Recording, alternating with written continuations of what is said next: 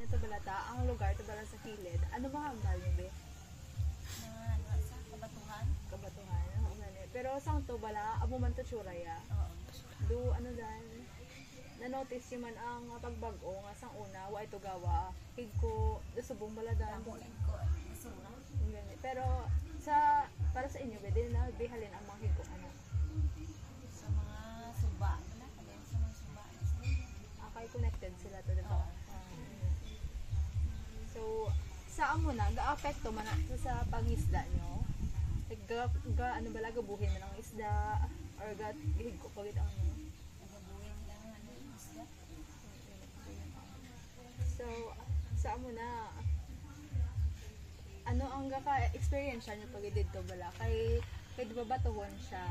Tapos kada, ang lugar do ka budlay bala, naknan to. Inyo tong balay to? Inyo tong mga pamalay to? O hindi?